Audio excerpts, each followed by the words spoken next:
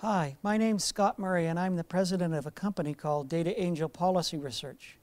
The videos that you see below were prepared by Data Angel in collaboration with Bow Valley College in Calgary, Alberta, and with funding support from Human Resources and Skills Development Canada. They focus on adult literacy and the need to increase adult literacy skill levels to protect our economic future. Without doing so, we will inevitably become less wealthy and less healthy. The plight of Canada's Aboriginal populations is particularly acute. They tend to have lower skill levels and to work in lower skilled jobs, yet they'll form an increasingly important share of net labor force growth in the future. So our economic future depends very much on the economic future of our Aboriginal populations. And I encourage anyone watching these videos to help us deal with the problem of Aboriginal literacy in Canada. And hopefully by doing so, we'll become more competitive collectively and eminently fair as a society. We're going to start with providing you with an overview of why we care about literacy. The place I start is insight realized by John Kenneth Galbraith, a famous Canadian economist, who in 1958, in a seminal book, identified the fact that literacy was the single most important determinant of economic progress and social development. And I've spent most of my adult life trying to prove that Galbraith was right. From a public policy point of view, we care about literacy for several reasons. They're linked, but each one is a distinct set of concerns. The first one is simply greed. Skill is an important determinant of economic growth, and if you have weak skills, collectively or individually, there are then concerns about skill barriers to achieving high rates of economic growth, productivity growth, and rates of technological innovation, the things that make us wealthier over time. In Canada, most of the policy debate and rhetoric has been focused on the high end of the skill distribution, on getting more kids through post-secondary education, on doing more research and innovation, and generally being more skill and knowledge intense. Our work is focused on the other end of the skill distribution, on the skills of the average worker and what those skill levels imply for our future economic prospects. The second general level of interest relates to what I refer to as fairness. Skill differences are responsible for most of the social inequality in all of the things that Canadians value most. In employment and income and the ability to earn those things. In people's health, in their levels of engagement in the general society and democracy. And so if we want to reduce those inequalities that are skill-based, investment strategies in skill, increasing the supply of skill, will have positive benefits and make the society more fair. Our third level of interest has to do with parsimony. It's getting the most out of our tax investments. Canadians still invest an enormous amount of money to fund our healthcare system, our education system, our social welfare system, our justice system. And what we get out of those investments depends very much on the skill levels of the individuals who are being served. Again, investments in raising literacy levels could yield impressive economic returns.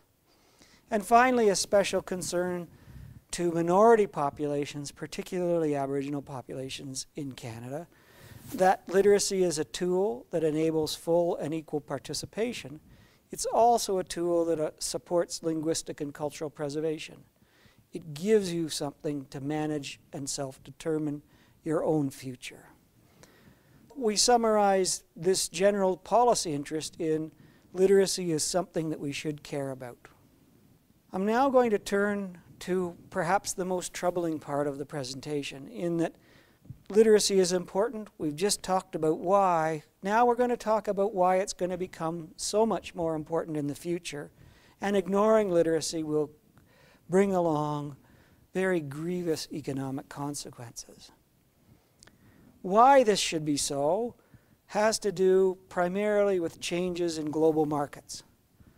The first change is that markets have become freer, so now we can sell to anyone, anywhere in the world, and so the market for any Canadian firm that can become competitive is 6.5 billion people, and that represents huge opportunity for Canadian firms. Again, provided they have the skills to be competitive in a global market. The reverse side of this coin is a little more problematic. So on one hand, opportunity. On the other hand, all of our competitors, whether they're in China, India, Bangladesh, Vietnam, or Mexico, can now access almost all of the key inputs to production, capital, high advanced production technology, research and innovation. They can buy those things on global markets. They can get capital as cheaply as us in London or New York. They can buy the same German or Japanese robotic production technology. And they can hire the same rocket scientists from any number of global research and innovation centers, universities, research centers, whatnot. And so all of the advantage we used to get from those things by having access to cheaper capital and better technology have evaporated. Multinationals are part of this problem. They, as institutions, have a great interest in moving production to the lowest cost location. And so the movement to outsourcing that we've seen, where Canada has lost jobs first to Mexico and then to the Far East, is going to continue as multinationals move production and improve their bottom lines. Communication technologies, transportation networks, computing, the internet have all amplified the rate at which these changes take place. So what used to take a company years to move a plant, they can now do it in a matter of a few weeks. If this were not bad enough, something that is inherently good is happening in the developing world. They're investing massively in education, and that's having the effect, as one would expect, a hugely increased supply of these economically productive skills like literacy.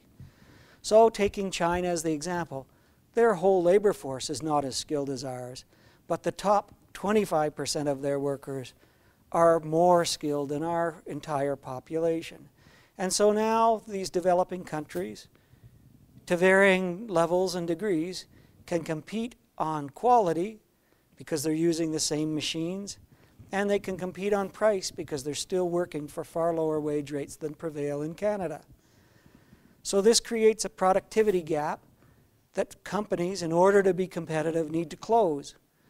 That productivity gap is upwards of 40% with looking at a country like Mexico. And so our workers have to be 40% more productive than Mexican workers if we're to sell the same things into the same markets and match their price. Something that complicates the response to this productivity challenge is that we're coming for the first time into a labor shortage in Canada. And we've been in labor surplus for the past 50 or 60 years, and so employers are used to being able to hire whoever they want. That's going to change, and employers are going to be forced to hire whoever they can get. This labor shortage is going to be exacerbated by the performance of the Alberta and Saskatchewan economies projected. They will suck workers from the rest of the country. So in many provinces, the people who stay home and don't move to other provinces are going to be on average even less skilled. Employers aren't ready to wake up to this problem yet because for the past 50 years we have been successful. So this translates into workers don't know they have skill problems, employers don't know that they have literacy skill problems, but they're slowly awakening to the challenge faced by Canada in having to compete to a completely different world. So that's why we need to care more in the future.